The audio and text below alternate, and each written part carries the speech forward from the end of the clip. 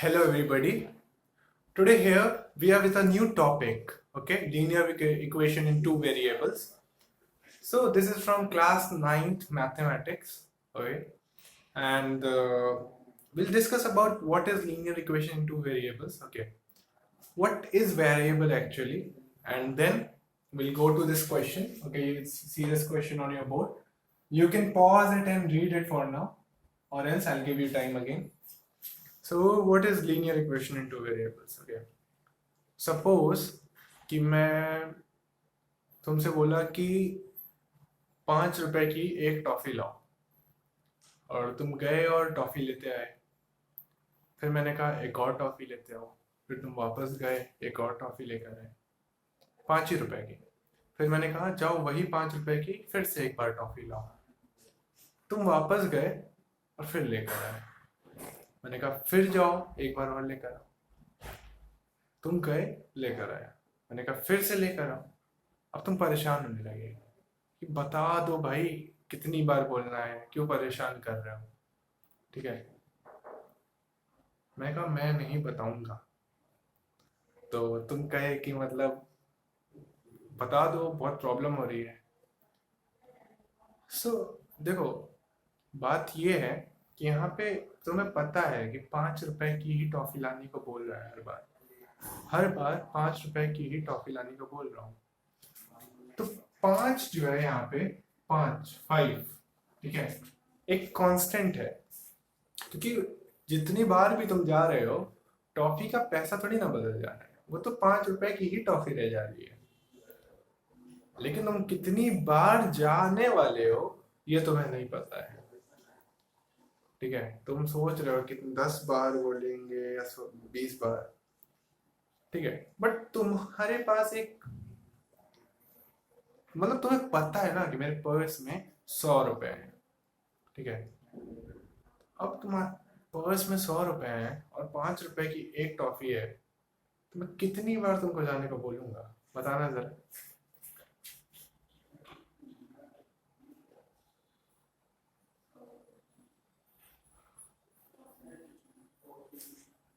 समझे कि 20 बार बोलूंगा, यही आंसर आया।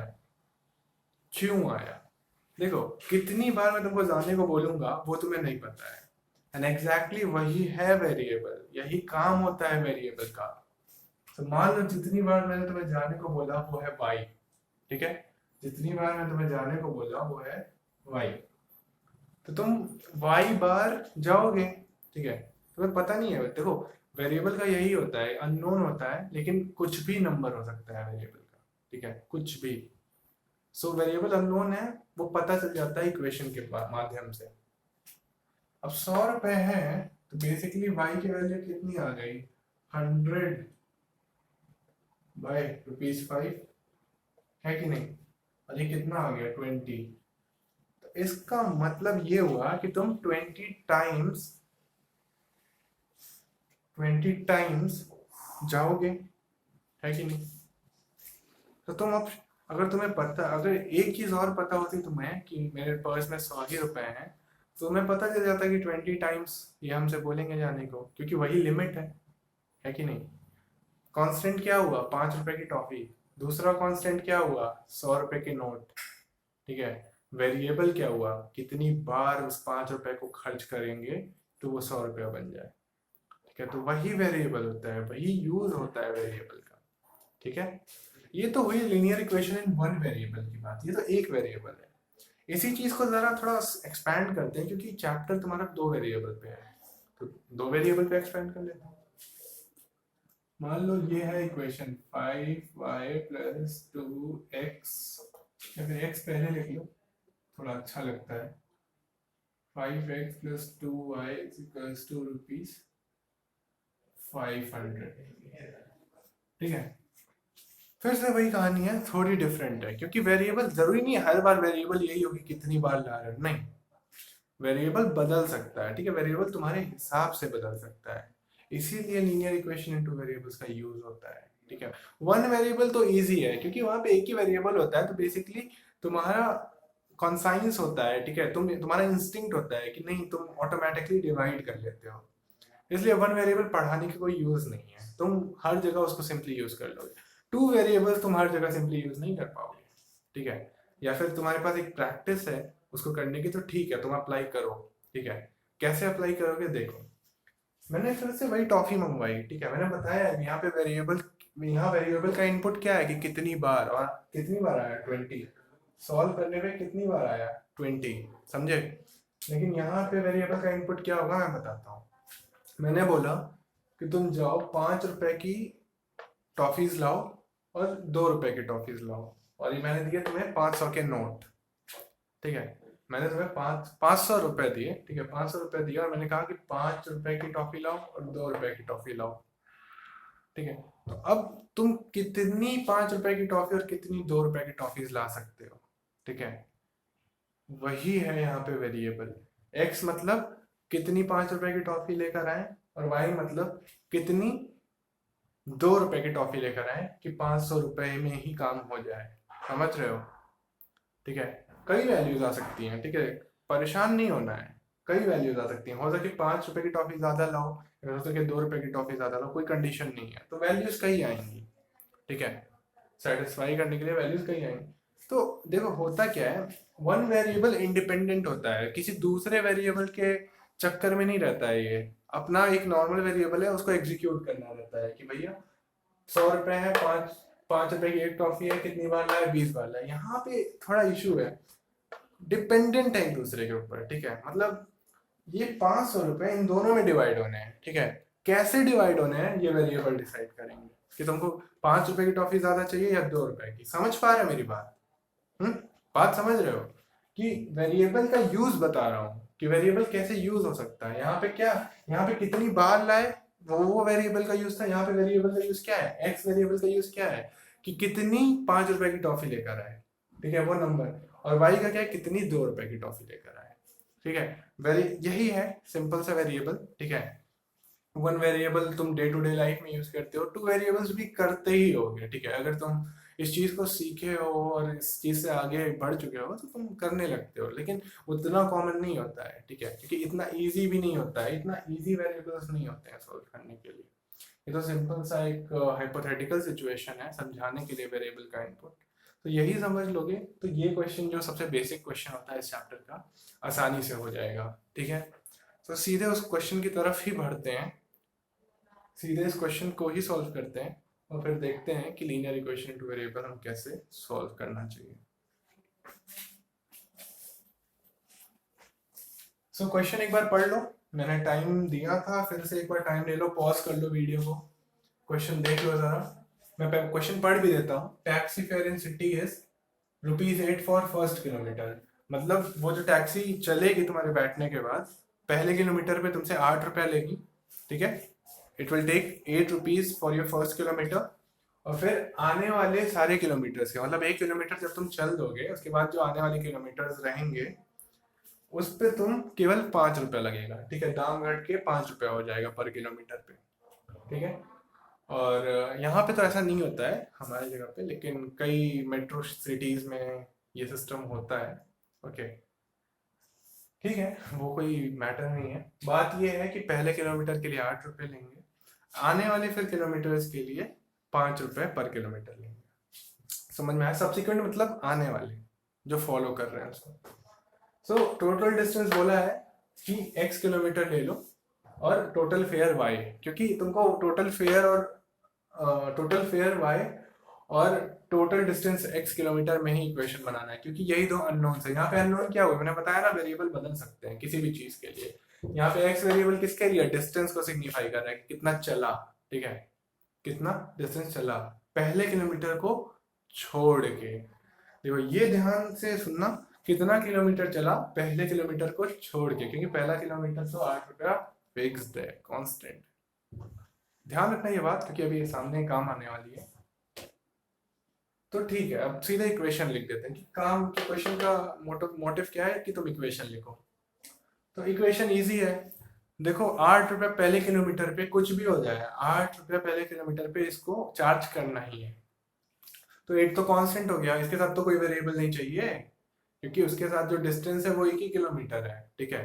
तो पहले किलोमीटर के लिए 8 रुपए, तो सीधे इक्वेशन लिखते हैं ना, टोटल फेयर वाई हो गया तुम्हारा, टोटल फेयर वाई हो गया, ठीक है।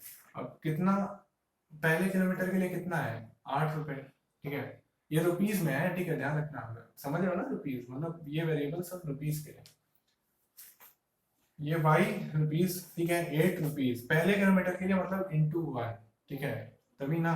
तो 1 का कोई मतलब नहीं है ना, क्योंकि 1 तो 8 इंटू 1 1 ही रह जाएगा, तो 8 कांस्टेंट हो गया यहाँ पे, ठीक है। अब आने वाले किलोमीटर्स पे कितना पैसा लगेगा, इसका मतलब ये तो हो गया। अब ऐड करो कि ये इसके बाद कितना रुपए लगेंगे, ऐड ही करोगे ना, मल्टीप्लाई क्यों ही करोगे भाई, सिंपल सी बात है, एडिटिव है कि पहले पे 8 लगा, अब आने वाले पे कितना लगेगा। आने वाले किलोमीटर्स तुम्हें पता नहीं है, मान लो x है, दिया हुआ है क्वेश्चन में x किलोमीटर, तो आने वाले किलोमीटर अगर x है और पर किलोमीटर 5 रुपया लग रहा है, ठीक है, आने वाले किलोमीटर x है, एक्चुअली x आने वाले किलोमीटर्स नहीं है, ये गलत बात है, ठीक है। एक्चुअली हम ये समझ लेते हैं कि x आने वाले किलोमीटर है, नहीं, x टोटल किलोमीटर है, कि पहले किलोमीटर से लेकर आखिरी तक ये इसने x चला, तो आने वाले किलोमीटर्स कितने हुए, पहले किलोमीटर को छोड़ के आने वाले किलोमीटर्स कितने हुए, x minus 1, total kilometre x है, हमको पता है कि टोटल तुमने x चला, ठीक है, ये डिस्टेंस चली तुमने, ठीक है। लेकिन मुझे पता है पहला किलोमीटर को छोड़ के काउंट करना है, क्योंकि पहला किलोमीटर का तो प्राइस हमने ऐड कर ही लिया अलग से, ठीक है। तो बचा कितना, ये पहला किलोमीटर ये 1 हो गया, ठीक है, ये पूरा x है, ये पूरा एक सेकंड अच्छे से बना देता हूँ ताकि समझ में आए, पूरा x है, ठीक है, यहां से यहां तक पूरा x है, पहला किलोमीटर ये रहा, ठीक है, फर्स्ट किलोमीटर।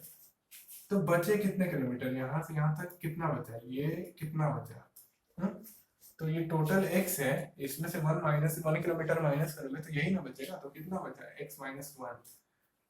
तो पहले किलोमीटर का कॉस्ट कितना हुआ, 8 इंटू 1 बताया, 8 इंटू 1 हुआ, बचे कितने किलोमीटर, x माइनस 1, तो x माइनस 1 बचे किलोमीटर, और जितने बचे किलोमीटर हैं, जितने, मान लो x माइनस 1 कोई वैल्यू ही होगी ना, तो जितने बचे किलोमीटर उनका प्राइस कितना है पर किलोमीटर, 5, तो x माइनस 1 इंटू 5, ठीक है, ये हो गया 5x माइनस 1। क्लियर, समझ में आया, इजी, फिर से बता दो क्या, देखो, तो y टोटल फेयर है, कितने पैसे खर्च होने हैं भैया y, ठीक है, कैसे पता चलेगा, पहले किलोमीटर का तो 8 कांस्टेंट है, पहले किलोमीटर पे तो इसने 8 रुपए लेने ही है, ले लिए, लेकिन आने वाले किलोमीटर कितने चलोगे, ठीक है, अगर 1 किलोमीटर से ज्यादा चल रहे हो तो उसका पैसा कितना है, 5 रुपए पर किलोमीटर, तो टोटल डिस्टेंस x दिया है, तो पहले किलोमीटर का तो तुमने प्राइस ले लिया, दोबारा नहीं लोगे उसका 5 रुपया, पहले किलोमीटर का प्राइस ले लिया, अब आने वाले किलोमीटर्स का कितना पैसा लगेगा, तो आने वाले किलोमीटर कितने बचे, x में से 1 किलोमीटर माइनस करोगे तो x माइनस 1, और पर किलोमीटर का कितना पैसा है, 5, ठीक, तो 5 इंटू एक्स माइनस 1, तो ये टोटल फेयर हो गया, यही हो गया तुम्हारा इक्वेशन, ठीक है, जो कि बहुत इंपॉर्टेंट है, यही बनाना रहता है तुम्हें बार बार, बार बार यही बोला जाएगा तुमसे कि linear equation in two variables बताइए बताइए बताइए, और आप परेशान होते होते होते रहेंगे, लेकिन नहीं होना है परेशान, अगर आप इन चीज़ों को समझ रहे हैं अच्छी तरीके से, क्वेश्चन की भाषा को समझ रहे हैं, तो क्वेश्चन गलत नहीं होंगे। अब इस इक्वेशन को सिंप्लीफाई कर लेते हैं ना, क्यों बॉक्स में डालना भाई, जब ये इक्वेशन इससे ज़्यादा सिंप्लीफाई हो सकता है, ये तो समझने के लिए, चलो समझने के लिए है, इंपॉर्टेंट है, क्योंकि यही इक्वेशन मैंने कहा, लेकिन ये और सॉल्व हो सकता है, करो, 8 प्लस 5x माइनस 5 होगा, ठीक है, इसको लिखिए y is equal to 5x, ठीक है, माइनस कितना हो जाएगा, +3 हो जाएगा, होगा कि नहीं +3, ठीक है ना, तो ये हो गया तुम्हारा फेयर, ठीक है, कैसे भी यूज कर सकते हो, ठीक है, ऐसे भी यूज कर सकते हो, इक्वेशन नहीं बदलेगा, इक्वेशन कभी नहीं बदलेगा, अगर वही इक्वेशन है, आपने साइन की गलती नहीं की है, तो इक्वेशन वही रह जाएगा, ठीक है, इसमें और इसमें कोई अंतर नहीं है, ये सेम ही इक्वेशन है।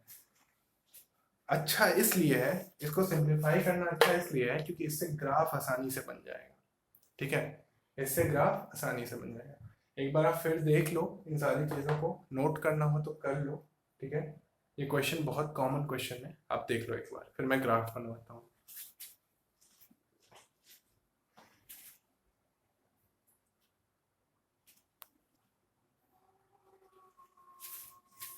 सो ये हमारा इक्वेशन हो गया। अब हम सीधे ग्राफ बना देते हैं, ठीक है। जल्दी से ग्राफ बनाते हैं, समझाते हैं। ग्राफ इजी है, ठीक है। सो ग्राफ बनाते हैं, फिर देखते हैं कि क्या होता है। ओके,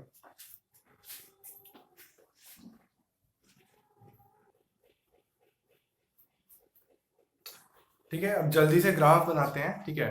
ये इक्वेशन मिल गई हमें, ठीक है। सो एक बॉक्स बना लो y और x और y का, ठीक है। और उस पे x और y के बारे में तुम देखते रहो। पहले x की वैल्यू 0 डाल दो, ठीक है। x की वैल्यू 0 डालोगे तो y की वैल्यू कितनी आ जाएगी? तो x की वैल्यू जब 0 डालोगे तो ये 5 खत्म हो जाएगा, तो y की वैल्यू कितनी आ जाएगी? 3 आ जाएगी, ठीक है। और फिर जब x की वैल्यू तुम 1 डालोगे, 1 डाल के देखो, 5 इंटू 1 प्लस 3, तो y की वैल्यू कितनी आ जाएगी? 8 आ जाएगी, ठीक है। अब ये दो चीजें इनफ है तुम्हारा ग्राफ बनाने के। तुम और कर सकते हो ताकि और प्रिसाइज ग्राफ बने, बट ये दो इनफ है। क्यों?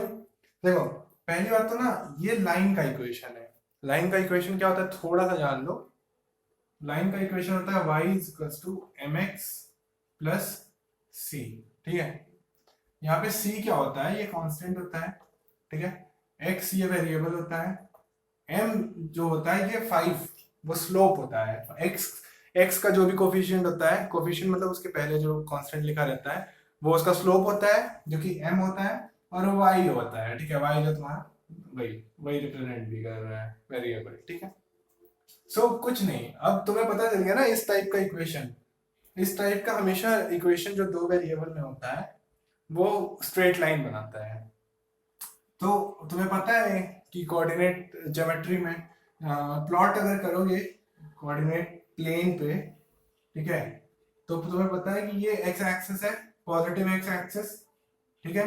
और तुम्हें पता है कि ये पॉजिटिव वाई एक्सिस है। नीचे नेगेटिव वाई और इधर नेगेटिव एक्स। उसको मेंशन करने की कोई जरूरत नहीं क्योंकि यहाँ पे कोई नेगेटिव वैल्यू नहीं है, तो कोई बात नहीं, ठीक है। इसको थोड़ा एक्सटेंड ही कर लेते हैं, समझ में आ रहा है ना? ठीक है। अब देखो, पहला कोऑर्डिनेट क्या होगा? x0 y3। तो इसको लिख लो जरा, समझ में आ रहा है ना? x0 y3। तो कोऑर्डिनेट कैसे लिखते हैं? मान लो पहला पॉइंट P है तो क्या हो जाएगा? 0,3, है कि नहीं? मान लो ये पॉइंट P है और दूसरा पॉइंट Q है, ठीक है। तो दूसरा पॉइंट क्या हो जाएगा? Q 1,8। अब बात ये है ना कि तुम्हें बताया क्यों बताया कि ये स्ट्रेट लाइन है? इसलिए क्योंकि स्ट्रेट लाइन बनाने के लिए ना तुम्हें कितने मिनिमम कितने पॉइंट्स की जरूरत पड़ेगी? सोचो, अगर मैं बोल दूं स्ट्रेट लाइन बताना है तो कितना मिनिमम कितने पॉइंट्स की जरूरत पड़ेगी? 2 पॉइंट्स की। सोचो, लाइन जो है इनफाइनाइट पॉइंट्स का बना रहता है, लेकिन उसमें सिर्फ अगर 2 पॉइंट्स पता चल जाए तो हमें पता चल जाएगा कि लाइन कैसा रहेगा कार्टेशियन प्लेन पे। समझे? कैसे? देख लो, मान लो अगर ये एक पॉइंट पता चला हमें स्पेस में कि यहाँ पे है एक पॉइंट, दूसरा पॉइंट इधर है, बस कुछ नहीं है, इसको ज्वाइन कर दो, इसको आगे बढ़ा दो, पीछे बढ़ा दो, ये वही लाइन रहेगी। क्योंकि सिर्फ 2 पॉइंट, मान लो ये यही लाइन पे ये पॉइंट हमको इतने पास पता चल जाए, कोई फर्क नहीं पड़ता कितने भी पास पता चल जाए, वो पास वो उसको ज्वाइन करोगे तो वो एक बड़ी सी लाइन बनते चली जाएगी, ठीक है। लाइन लाइन पता है ना, दोनों साइड से इन्फिनिटी की तरफ बढ़ती है, कभी भी टर्मिनेट नहीं होती है। लाइन सेगमेंट टर्मिनेट होता है, ठीक है। एक्चुअली हम लोग ये लाइन ही बना रहे हैं, ये इन्फिनिटी तक जाएगी इधर से, इन्फिनिटी तक जाएगी उधर से, ठीक है। कोई बात नहीं, ये समझ में आया? तो 2 पॉइंट्स की जरूरत बहुत है, इनफ है 2 पॉइंट्स, इनफ। ये 2 पॉइंट्स पता चले, अब इनको प्लॉट कर देते हैं। पहले थोड़ा अच्छा स्केलिंग कर लेते हैं। ये 1 हुआ, ये 2 हुआ, 1 2 3 4 5 6 7 8, ठीक है। इधर से भी कर दो 8, 1 2 3 4 5 6 6 7 8, ठीक है। ठीक है, ये 8 हुआ। अब जरा प्लॉट करो तो पी पॉइंट को पहले प्लॉट करें। 0,3, 0 मतलब x, 3 मतलब y। सो 0 x तो यहीं आ गया, y कहाँ आया? यहाँ। तो मतलब पहला पॉइंट तो ये हो गया, पहला पॉइंट तो ये हो गया, समझ में आ रहा है? पहला पॉइंट उधर चला गया, ये p हो गया, p। दूसरा पॉइंट देखें, पहला दूसरा पॉइंट 1 और 8, 1 और 8, तो दूसरा पॉइंट देखो 1, पहला 1 ऐसे थोड़ा डॉट बना लो, ठीक है, फिर यहाँ से 8, दूसरा पॉइंट ये रहा, ठीक है, ये Q है। अब 2 पॉइंट्स मिल गए ना, अब बस ज्वाइन कर दो, कुछ नहीं, सी स्ट्रेट स्केल लो और सीधा लाइन ज्वाइन कर दो। समझ में आया? ये इधर से इंफिनिटी की तरफ आएगी, इधर से इंफिनिटी की तरफ आएगी। समझ में आया? तो ये तुम्हारा ड्रॉ हो गया, ये ग्राफ, ये पूरे क्वेश्चन का ग्राफ इधर ड्रॉ हो गया, ठीक है। कोई टेंशन नहीं लेना है, यही क्वेश्चन था, जिसका सॉल्यूशन ये इक्वेशन बनी तुम्हारी सिंपलेस्ट इक्वेशन, ठीक है, और ये उसका ग्राफ प्लॉट कर दिया हमने, ठीक है, 2 पॉइंट्स के लेकर P और Q, ठीक है। सो यही था इस चैप्टर में, ठीक है, यही इस चैप्टर में करते आना है। क्वेश्चंस डिफिकल्ट होते जाएंगे, डरना नहीं है, बेसिक चीजों का ध्यान रखना है। वेरिएबल समझ में आया, क्वेश्चन समझ में आया, क्वेश्चन करते रहो, प्लॉट करते रहो, ठीक है। एंड आई होप मेहनत करो अच्छे से, हर एक क्वेश्चन कई बार लगाओ, ठीक है, ताकि वो इजी होते जाए तुम्हारे लिए। और भी वीडियोस आएंगी जो भी प्रॉब्लम्स तुम्हें होती हैं टॉपिक्स में, ठीक है, आने वाले चैप्टर्स के लिए। सो सब्सक्राइब कर लो, ठीक है, और बेल आइकन दबा लो ताकि नोटिफिकेशंस तुरंत आ जाएं कोई भी वीडियो की। And thank you for watching the video.